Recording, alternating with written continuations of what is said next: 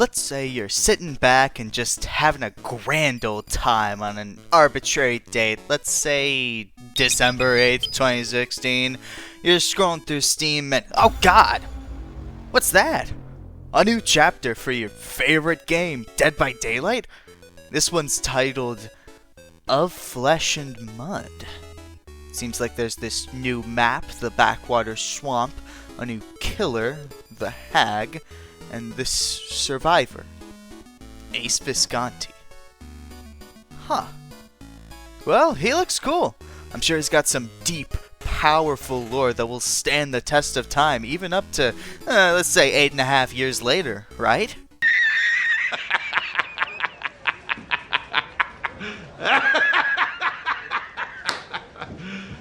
You serious? Well, I have to give an upfront apology, because that's just not how this one goes.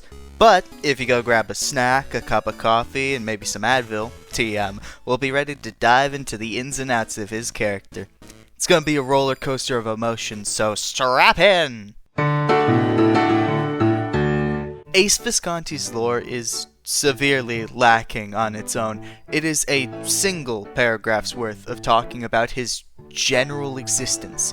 There's only like the shavings of a plot to really find here, with it talking about how he worked his way up from nothing as a poor kid in Argentina. He found success, but eventually was hunted by debt collectors before being taken into the fog. We don't even know when or where he was taken from. He just disappears by the time debt collectors have come for him. Ace was also lucky to receive an entire new story about him in Tome 4, Conviction. However, unfortunately, there isn't much to take away from this either. The entire 7-entry story talks about him getting his ass kicked by an MMA fighter called Micah James, someone who honestly sounds way cooler than Ace ever has. And I guess the importance of this was to show Visconti's resolve to survive. That was kind of something lacking in his original lore, a real drive for him to actually try and survive in the entity's realm. But other than that, there is not much left here. This brings me to my biggest problem with Ace. As the thumbnail said, his entire selling point just comes from the style of him. Ace looks cool, and that's about it. There's nothing that cool about his character other than the outward look he gives off. And I know not every character has to be this super dark and twisted and complex character, but there should be some nuance in everyone to make them feel human. Ace does not feel human in his original story, in his tome story, at all. He also does not feel human when he is smiling while he is impaled upon a hook. Why does he do that? It's really scary. I really wish there was more to say about Ace in the lore segment, but he's just so far below the bare minimum of writing a compelling character. Of the original era survivors, I feel like Ace has by far aged the worst and sticks out like a sore thumb. You're really not off to a good start here, Ace. Do better. Come on. Like I said in the last segment, in terms of style and aesthetic, Visconti's honestly got a lot going for him. He's got a good variety of outfits that are mostly simple in design. He faces a lot less problems than most in that his outfits usually aren't over-designed to hell and back, and his default cosmetics generally pair pretty well with most of the stuff in the shop. His worst cosmetics, though, are the ones that have way too much going on, like the Long Con, Gambler's Rush. Those two are the biggest examples. They're not terrible, per se, but they are by far his weakest outfits. Generally, I tend to run into two kinds of Ace players, and you can usually discern them by their outfits. It's a pretty defining trait for both. For starters, let's talk about what I'm going to call the unemployed Ace.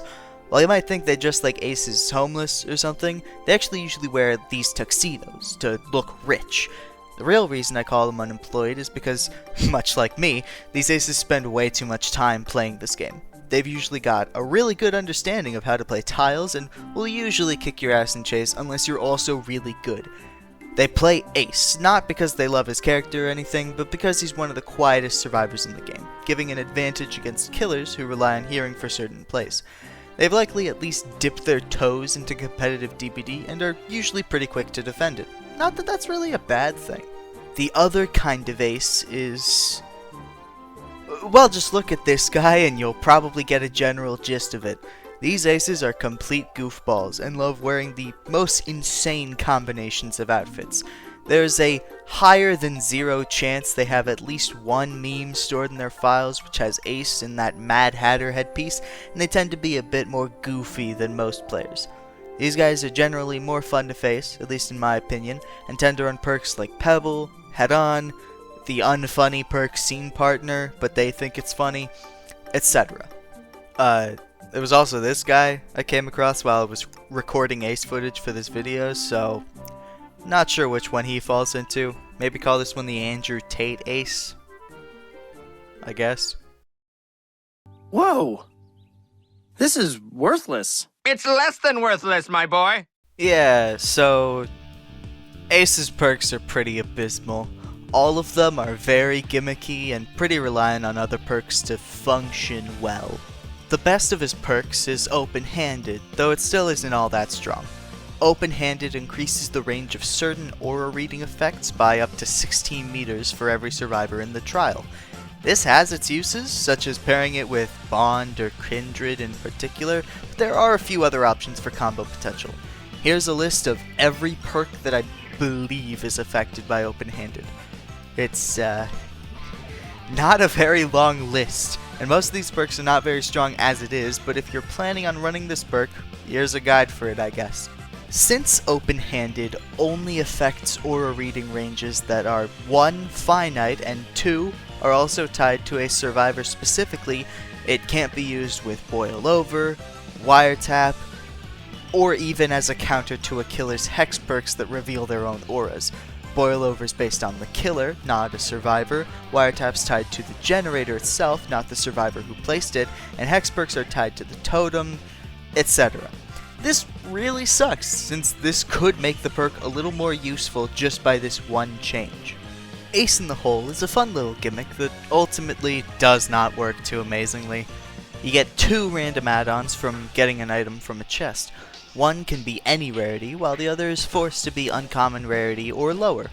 While that means you could get a really lucky Styptic Agent, Anti-Hemorrhagic Syringe, a brand new part even, you're more likely to get one of the many significantly worse add-ons in the list, assuming you don't just get a bad item in the first place.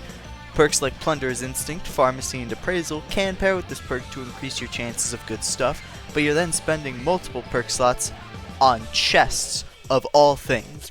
Getting to keep your add-ons if you escape is pretty nice though. I like that part. Up the Ante is kind of a weird case. It's very uncommon to see, but when it is used, it's often paired with Slippery Meat and Vigo's Jar of Salty Lips. With Up the Ante, each instance of the perk increases the chances of self-unhook attempts by 9% with everyone alive. This with every survivor alive, plus the base 4% chance, plus everyone running the 3% increase of Vigo's Jar of Salty Lips each, plus the extra 4% from Slippery Meat, means the entire team has 6 attempts each to hit a 59% chance to self-unhook. While that takes up a ton of slots for perks across the survivor team, it is definitely worth it for just how much pressure you can steal from the killer. Tack on some anti-tunnel perks like Dead Hard or Decisive Strike, and you have a very strong strategy that 4-man teams can definitely exploit. Its pick rate is low, but its escape rate is insanely high, since usually it's good players who will use this strategy. Using Up the Ante in solo queue though? You're better off running no perk in the slot, honestly, and I think the only reason I'm saying that is because it enables your random teammates to go next on hook still, even after the changes. Sure, they take a penalty, but do you think they care? They'll do this even if it means they sacrifice a limb, I swear, and enabling them like this is a ticket to making your match abysmal.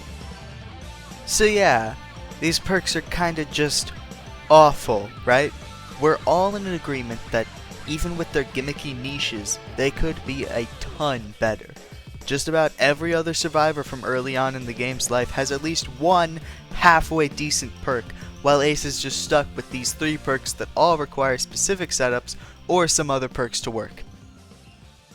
So how about we fix that? To start with the easiest fix, all I think open-handed really needs is something strong that it does on its own that is also buffed by what the perk already does. Perks like Eyes of Belmont both have their own effects and also something that affects other aura reading sources, so why can't open-handed have the same design philosophy? Now, I want to give it something that matches it with Ace in the Hole pretty well, but Plunderer's Instinct already reveals chests passively, so we can't just have it be that. But here's a thought. What if we made it like Weave Attunement? For those who don't know or just don't remember, Weave Attunement does 3 key things. 1, it reveals the aura of survivors that are nearby dropped items. 2, forces those items to be dropped when they've been fully used, and inflicts Oblivious on survivors who pick their items back up. Now, while we can't exactly convert that over to open-handed perfectly, we can get close. So, here's my idea for the new open-handed. All survivors benefit from the following effect. Increases the radius of all aura reading abilities by 4, 8, or 12 meters, depending on the perk tier. Open-handed will affect any aura reading abilities that have a finite range, regardless of who or what it is tied to. However, survivors can only be affected by 1 instance of open-handed at a time. This part's basically the exact same as the original perk. However, I'm nerfing the range of the aura reading increase by just a little bit to compensate for the new effect. The auras of dropped survivor items are revealed to you, and you can gauge the amount of charges on the item from the intensity of the item's aura. When the killer steps within 4 meters of a dropped survivor item that still retains charges, the following effects trigger every 7 seconds they stay within range. The killer's aura is revealed to you for 3 seconds, and that survivor item loses 10% of its total charges. Now, obviously, I'm not a game designer, but I think the concept behind having a use for your items even outside of their own abilities is kind of neat, and also kind of in character for a gambler who has to make do with what he can. I imagine placing an item down in the middle of, say, the Killer Shack, and gaining the ability to shut down mind games occasionally would be pretty fun. Some things are definitely important to note. 1, I would imagine that each item would have their own timer that would need to tick down fully. Perks like Wiretap now work with this version of open-handed, and the item draining aspect is there to counteract the potentiality of just getting a bunch of medkits with Pharmacy and setting up a million of them around the map and then getting a bunch of resets as well. This is probably the most out there concept of the 3 here, since I think it's very close to either being terrible or absolutely broken. I'm not entirely sure though, so hey, you could leave your opinions in the comments. Hey, get that algorithm. Yeah. I'm so sorry. I'll never do that again. Oh, yeah, and post-Walking Dead ManyAchievables here to say that, for keys and maps, since they have numeric charges, it would probably just take 1 away each time this activates. I feel like that's fair, since, medkits basically lose their entire functionality if this triggers once, so, I think it would be reasonable. As for Fog Vials, Fog Vials are just stupid. Let's all agree. They're not good for the game. I don't think they should exist, but I guess they could be put on cooldown if they were used, this way. I don't know. I'm not scripting this. This part's not scripted. It's just I'm trying to, explain it. Ace in the Hole has a pretty big issue. It's a perk based around chests. Chests are just generally not worth it, and the reason for that is very simple. The gamble is just too risky. You could get a Ranger medkit or a Commodious toolbox, or you could get a effectively worthless broken key. Getting a terrible item will almost always weigh down whatever add-ons you get from Ace in the Hole, but what if we gave the perk some more control of the item you get?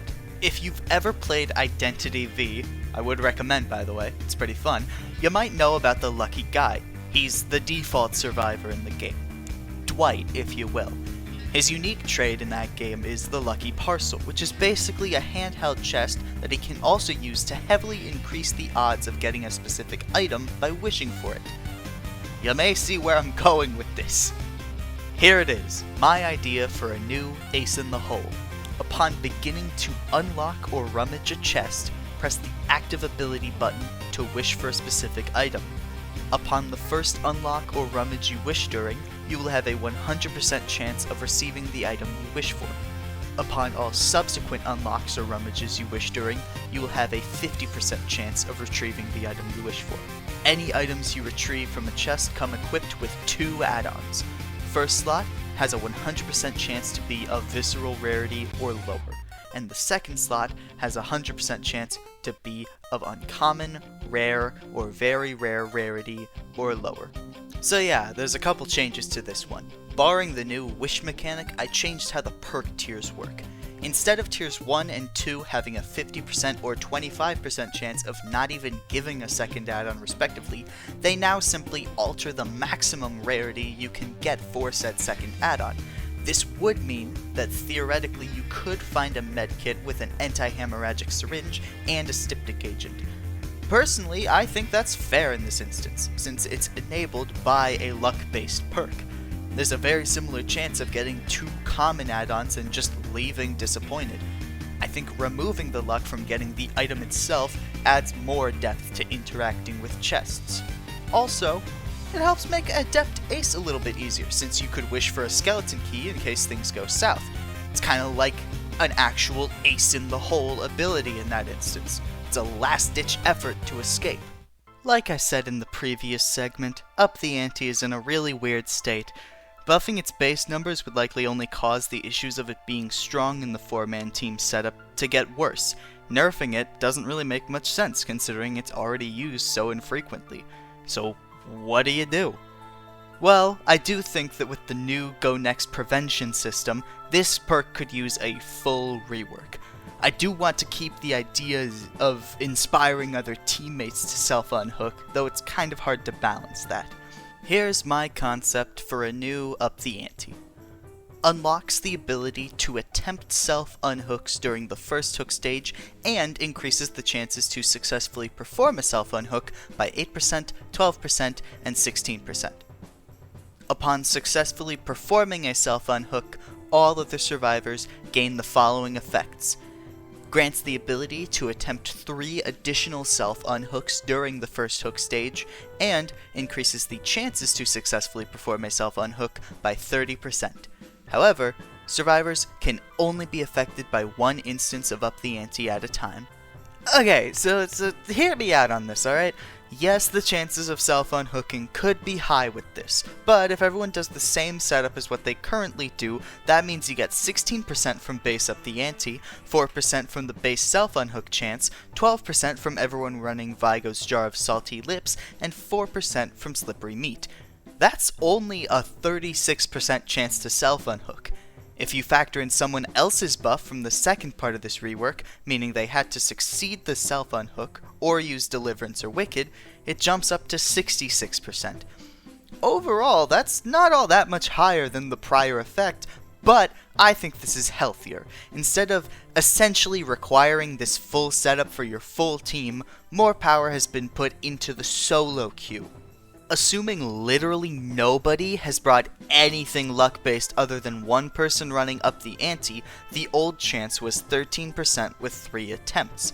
Now, after the Up the Ante user has successfully self-unhooked, everyone else has 6 attempts to land a 34% chance.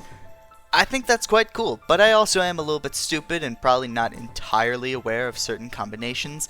Maybe stacking the unhook attempts with Slippery Meat could be a bit ridiculous. 9 attempts to hit like a 38% chance or whatever is maybe a bit much. Then again, literally you could just put a cap on how many unhook attempts you can do. Like, it really wouldn't be that hard. Forever Entwined and Fire Up also already has a limit on how much that stacks, so it's not like this is a completely unprecedented thing. It really wouldn't be that hard, I feel.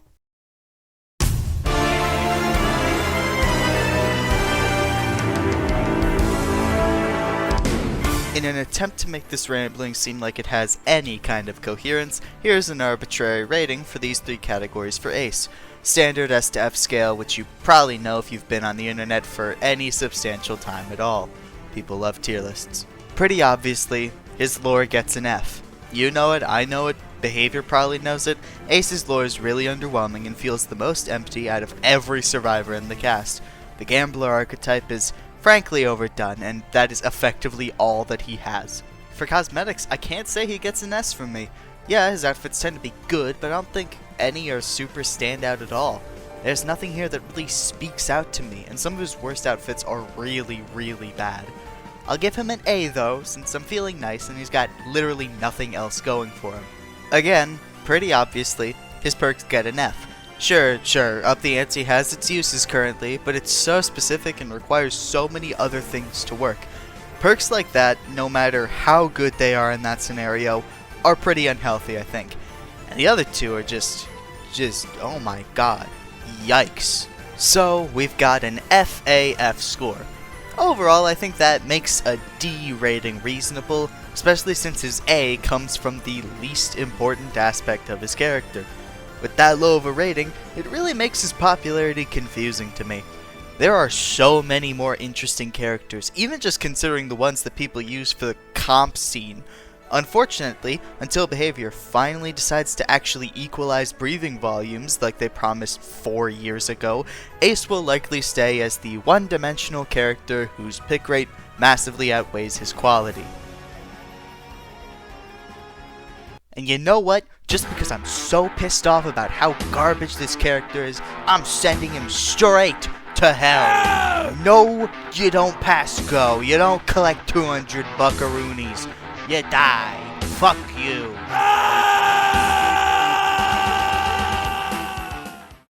Okay. Who's next? Scraps. Scraps will have to do. For now.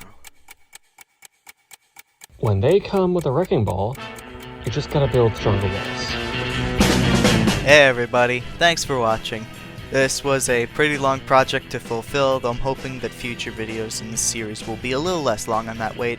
Dead by Daylight has a ton of survivors and they're only adding more, so there's going to be a lot to cover. Not entirely sure who's going to be next, but you can probably tell I've got a few ideas in mind already. This video was a little bit split between wanting to focus on the character's lore and wanting to focus on rebalancing the character's perks. There's a lot of survivors out there with really underwhelming perks. I mean, it's an inevitability with a game like this. But also, the lore is overlooked a lot in the Dead by Daylight community, which is kind of sad, because a lot of characters here are really cool and really interesting. So I want to shine a bit more light on it. As is my duty as a YouTuber, I have to do my obligatory shilling at the end of the video. If you enjoyed, please subscribe, see more, like the video, share the video. I mean, really, it's up to you. Do whatever you fucking want, man. I'm not your boss or your mom or your dad or anything, really. Parental figure. Yeah. Thanks for watching, and maybe I'll see you again. Maybe not. Who knows? Only time will tell. Alright, see ya. Overall, that's not all that much higher than the other effect, but I think this is healthier. Instead of essentially requiring this full